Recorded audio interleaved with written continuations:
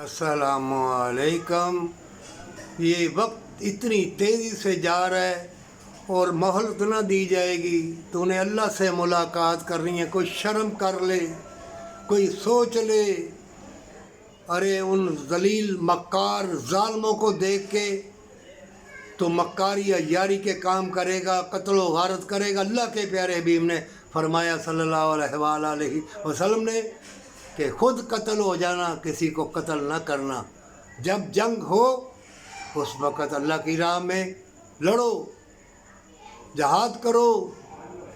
अगर मार दिए जाओ या मर जाओ शहीद कहलाओगे। नबी आए, वो भी, उनको भी शहीद किया गया, लेकिन अल्लाह का कलाम ना छोड़ा। क्या ज़मीन के ख़जाने वो निकाल नहीं सकते थे?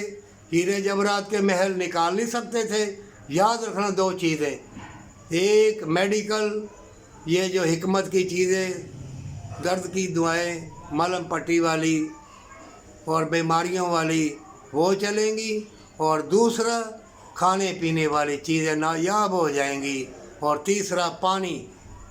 ये तीन चीज़ें याद रखना। और सबसे नंबर 1 अपना अल्लाह के सुपुर्द कर दे। सच्ची तौबा के साथ तेरी खुराक ज़िक्र अल्लाह होगी, कलमा कलाम होगा, अल्लाह की रहमत होगी, अल्लाह के फरिश्ते, और अल्लाह तुमको मिटने नहीं देगा। ये मक्कार यार मोमिनों को मिटाने के लिए आए हैं, तुमसे जन्नत छीनने के लिए आए हैं, लेकिन तुम जन्नत छीन न देना।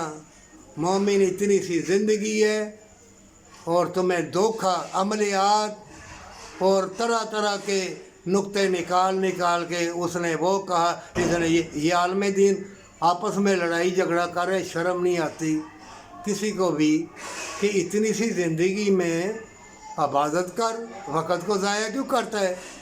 वक़्त को ज़ाया करेगा तो मारा जाएगा, तुम्हारा जिस्म भी अपाहज अंधा हो जाएगा, और शैतान ऐसा गालिब आएगा कि तौबा की तौफीक भी ना मिलेगी।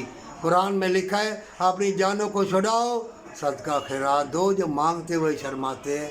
हमेशा की ज़िंदगी, हमेशा की जन्नत के लिए, और माँ बाप से मोहब्बत पर सच्ची तौबा के साथ।